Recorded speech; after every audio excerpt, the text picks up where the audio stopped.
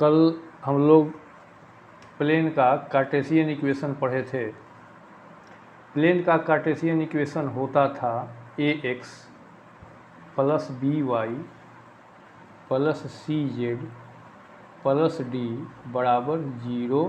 ये होता था प्लेन का जनरल इक्वेशन। अब प्लेन का एक और इक्वेशन पासिंग थ्रू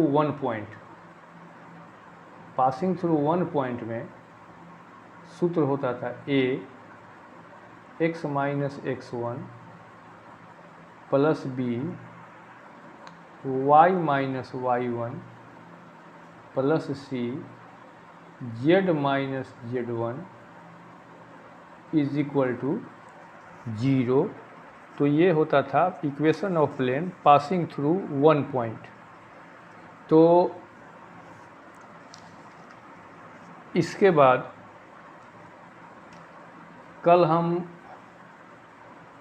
आपको एक और बताए थे इंटरसेप्ट फॉर्म में।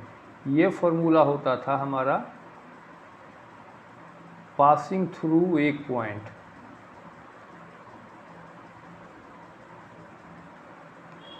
अब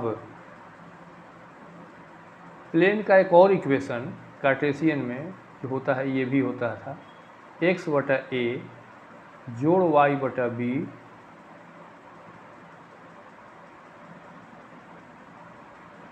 जोड़ z बटा c इज इक्वल टू 1। ये प्लेन का ही इक्वेशन होता था। यह होता था इंटरसेप्ट फॉर्म में।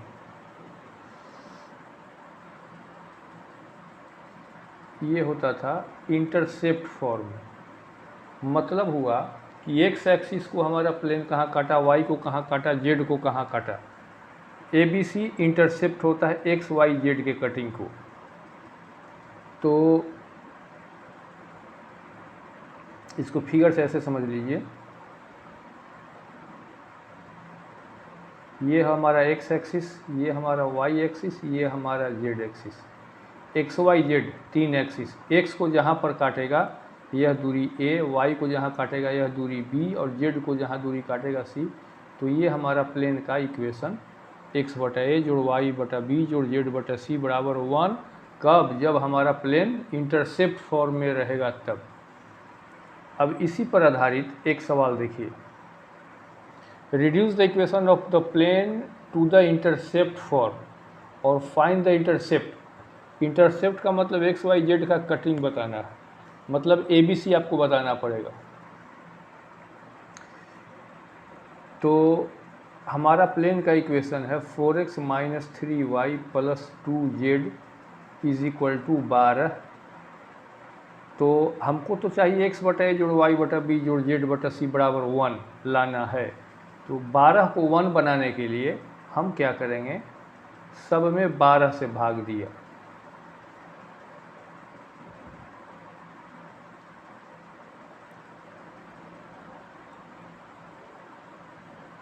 बारह से 12 कट गया, 2 छक्का 12, 3 चौक 12, 4 तिया 12। तो हमारा आ गया x बटा a। अब देखिए प्लस यहाँ करके और y बटा माइनस b, माइनस को नीचे कर दिया, जोड़ z बटा c is equal to 1। x बटा a जोड़ y बटा b जोड़ z बटा c is equal to 1 is an equation of plane in किस रूप में? इंटरसेप्ट रूप में, इंटरसेप्ट फॉर्म। हियर आपको कहता कि आप तीनों इंटरसेप्ट बताइए, ए बराबर, बी बराबर और सी बराबर। तो ये इंटरसेप्ट फॉर्म में ये हो गया x बटा a जोड़ y बटा b जोड़ z बटा c is equal to 1, intercept form में प्लेन का इक्वेशन। अब अगला सवाल, find the equation of plane passing through this और makes equal intercept on the coordinate axis. तो आपका प्लेन जो है किसी बिंदु से पास कर रहा है, लेकिन यह तीनों एक्सिस को बराबर काटता है। देखिए इंटरसेप्ट फॉर्म में प्लेन का इक्वेशन अभी जस्ट बताए हैं। पहले हम इंटरसेप्ट फॉर्म में प्लेन का इक्वेशन लिख देते हैं, x बटा ए जोड़ y बटा बी जोड़ z बटा सी इज इक्वल टू 1। चूँकि सवाल देखिए इक्वल इंटरसेप्ट है, मतलब इंटरसेप्ट आपस में सब बराबर हैं, एक्स वाई जेड के जो कटिंग है सब बराबर हैं, तो x बटा ए जोड़ y बटा ए जोड़ z बटा ए इज इक्वल टू 1। यहाँ जो ए बी सी है, हम ए बी सी सब इक्वल है मतलब हम सबको ए मान लिया, ए बी सी आपस में बराबर हैं। आप देखिए हम यहाँ लिख भी देते हैं, क्योंकि A is equal to B is equal to C. क्यों? क्योंकि क्वेश्चन में शर्त है इक्वल इंटरसेप्ट है, तो इक्वल इंटरसेप्ट है, इंटरसेप्ट मतलब ए बी सी, एक्सिस को काटना, ये आपस में बराबर है। ए के जगह बी और सी के जगह पर हमने सबको ए मान लिया, हमारी मर्जी, हम ए मान सकते हैं तीनों को बी मान सकते हैं, तीनों को सी मान सकते हैं, हमने ए मान लिया। अब एलसीएम ए, तो x plus Y plus Z, इससे हमारा हो गया equation x plus Y plus Z is equal to A. ये हो गया हमारा फिलहाल। अब हम आपका प्लेन पास कर रहा है गिवन पॉइंट से, देखिए पॉइंट है 2-37, लिख दीजिए इट, आपका प्लेन पास करता है, एक गिवन पॉइंट है आपका 2-37, मतलब आपका प्लेन इस बिंदु से पास करेगा तो यह बिंदु आपके प्लेन के इक्वेशन को संतुष्ट करेगा मतलब एक्स वाई जेड के पर रखेंगे, एक्स के जगह पर, वाई के जगह पर एक्स के जगह पर हमको 2 रखना पड़ेगा, एक्स के जगह पर हम 2 रखेंगे, एक्स हो गया प्लस वाई हो गया प्लस जेड के जगह पर 7 इज इक्वल टू ए। इस फार्मूला से 7 2 9 में से 3 गया 6, ए इज इक्वल टू 6। ए का वैल्यू उठाएंगे और समीकरण 1 में हम डाल देंगे।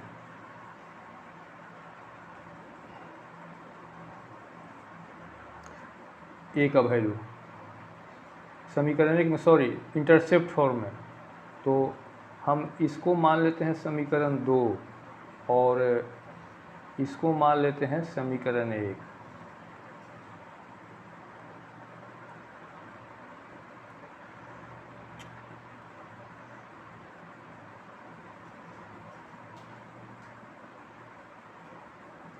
फ्रॉम 1 में डाल देंगे, x बाई ए जोड़ y बाई बी जोड़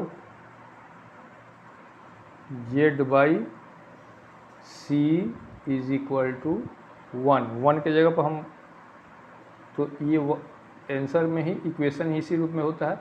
तो ए बी सी तीनों आपस में बराबर था, ये पासिंग था, तो x बटा ए वाई बटा बी, और नहीं गलत हो गया ना, a इज इक्वल टू 6 जो लाए हम, a इक्वल टू 6 लाए, तो हम इसको रखेंगे समीकरण 2 में ही रखेंगे ना, हमको तो इक्वेशन का प्लेन बताना है। From 2 X plus Y plus Z is equal to 6 हमारा क्या है, a बराबर 6, ये हो गया। अब हम क्वेश्चन नंबर 7 देखते हैं। एक प्लेन जो है तीनों एक्सिस को टच करता है, जिसका सेंट्रोइड है 1 - 2 3, सेंट्रोइड मतलब गुरुत्व केंद्र, अंतः केंद्र। तो हमको इक्वेशन ऑफ प्लेन बताना है। सवाल को पहले फिगर से हम समझ लेते हैं। ये हो गया हमारा एक्स एक्सिस, ये हो गया हमारा वाई एक्सिस, और ये हो गया हमारा जेड एक्सिस। तो एक्स एक्सिस का जो कटिंग होता है, यहाँ का कोऑर्डिनेट हम मान लेते हैं A0 0, एक्स एक्सिस पर A होगा, वाई जेड 0 होगा, वाई एक्सिस पर जो हमारा होगा वह होगा x पर 0, ये B और ये C भी 0, जेड एक्सिस पर एक्स वाई और जेड की जगह पर सी, और ये हमारा सेंट्रोइड का कोऑर्डिनेट दिया हुआ है यहाँ का 1 -2 3, 1 -2 3 ये हमारा क्वेश्चन में दिया हुआ है सेंट्रोइड। तो हमको ABC का मान निकाल देना पहले। देखिए सेंट्रोइड 11 क्लास में पढ़े थे हम लोग, कोऑर्डिनेट ज्योमेट्री में केंद्र जो होगा तीनों x जोड़ के 3 से भाग, तीनों y जोड़ के 3 से भाग, तीनों z जोड़ के 3 से भाग। देखिए हम तीनों x एक्सिस का जोड़ते हैं, a + 0 बटा 3 = 1। इस फार्मूला से a = 3। अब तीनों y जोड़ते हैं, देखिए चूँकि 0 + b + 0 बटा 3 = है -2, तो इस फार्मूला से b = हो गया -6, AB हो गया। अब तीनों z एक्सिस को जोड़ते हैं, 0 + 0 + c/3, तो इसका दिया हुआ है 3, क्वेश्चन में दिया हुआ है सेंट्रोइड 3, तो इस फार्मूला से c = 9। तो अब हमको जब हमको ABC मिल गया तो हम इसमें डाल देते हैं। इसीलिए इक्वेशन ऑफ प्लेन x बटा a हम लाए थे 3, जोड़ y बटा b जोड़ z बटा c = 1। 8वां क्वेश्चन में कहता है कार्टेशियन इक्वेशन बताइए, वेक्टर इक्वेशन बताइए, पासिंग थ्रू इतना and perpendicular to a line with direction ratio इतना। तो इसमें हम लोग अभी तो प्लेन का केवल ये क्या कहते हैं कार्टेशियन इक्वेशन ही पढ़ते हैं। हम जानते हैं कार्टेशियन इक्वेशन ऑफ प्लेन जो दिया ये होता है ax + by + cz + d = 0 होता था, इक्वेशन ऑफ प्लेन होता था। लेकिन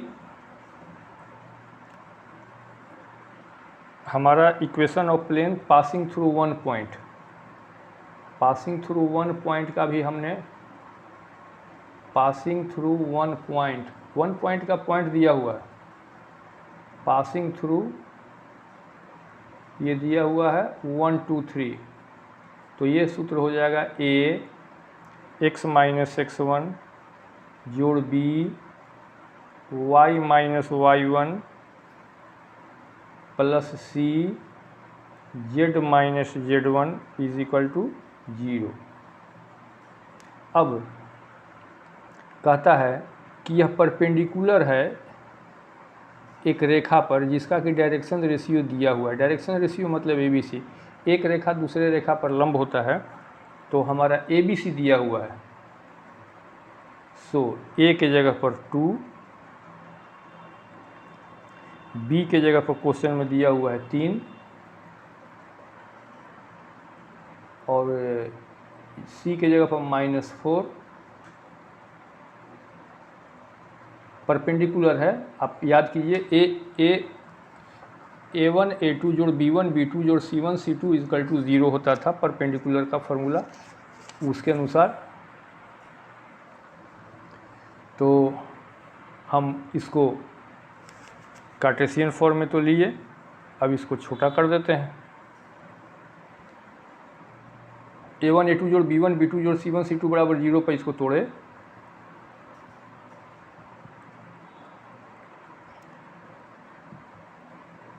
ब्रैकेट को तोड़ दिया,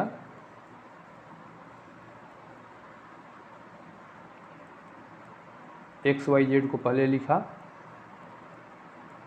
और अंक को 6 2 8, 12 में से 8 गया +4। तो ये हम देख रहे हैं कि हमारा जो प्लेन का यह जो इक्वेशन है ये कार्टेशियन फॉर्म में है, ax जोड़ by जोड़ cz जोड़ d = 0 के रूप में है, is an equation of plane in Cartesian form. Cartesian form मतलब x y z के रूप में ही होगा। अब हमने प्लेन का इक्वेशन वेक्टर फॉर्म में क्या होता है ये हम नहीं पढ़े हैं, ये हम लोग कल पढ़ेंगे प्लेन का वेक्टर फॉर्म में क्या इक्वेशन होता है। तो ये नेक्स्ट वीडियो में कल।